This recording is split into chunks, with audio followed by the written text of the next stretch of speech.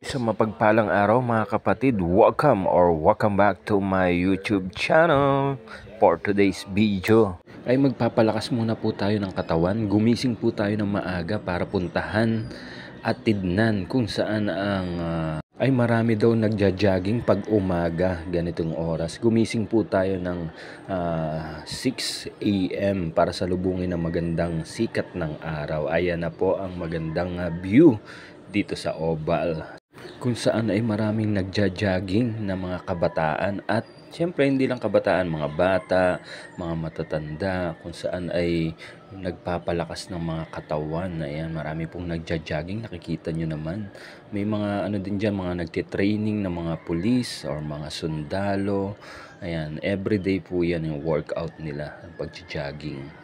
Health is wealth daw ang sabi ng mga kabataan dito. Totoo naman po yun kasi kailangan po natin guys magpapawis paminsan-minsan. Hindi po kailangan natin puro trabaho, puro higa, puro nood ng TV, puro cellphone.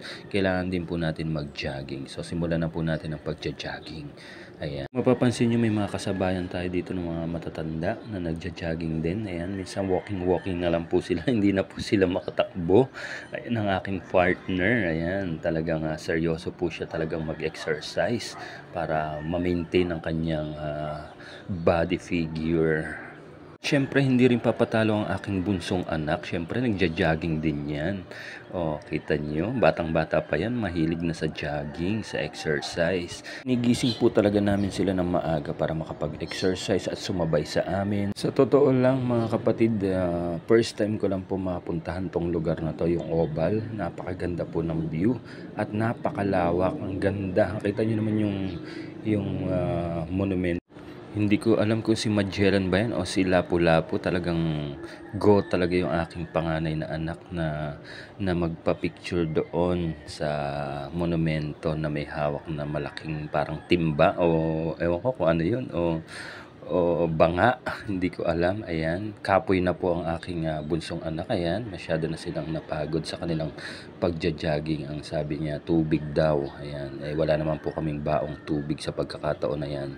Kaya tuloy pa rin po kami, mamaya-maya na po kami magwa-water kasi hindi pa po kami pinagpapawisan masyado. Tuloy-tuloy pa rin ang aming pagja-jogging, ang aming pag-exercise hanggang makadalawang oras kami. Yan po talaga ang aming target na oras ngayong araw na to. 2 oras po ang kailangan namin bunuin para pagpawisan masyado, lumabas yung mga kung ano man yung mga sakit-sakit sa katawan namin. Para pagpawisan, kailangan po ng katawan natin yan. Kung mapapansin nyo ay pumutok na po yung araw na napakaganda. Ayan po ang talagang hinahanap ng ating mga katawan, yung sunrise. Yan, di ba nga, sa mga kabataan, sa mga maliliit na bata, kailangan po ng mga katawan natin yan. Mapapansin nyo may mga estudyante dito ng mga nagte-training na bilang pulis or sundalo na nagte-training. Ayan. At pagkayari po ng aming pag-jogging ay magpapahinga muna po kami. Pupunta muna po kami sa isang tindahan kung saan kami ay bibili na ibang mga inumin, tubig or juices. Kasi po naghahanap na po yung aking mga anak ng tubig daw or anumang drinks na iinumin namin. Nagpahinga lang po kami saglit dyan para magpahinga. Ayan, at uminom ng mga juices or water na para sa aming mga katawan.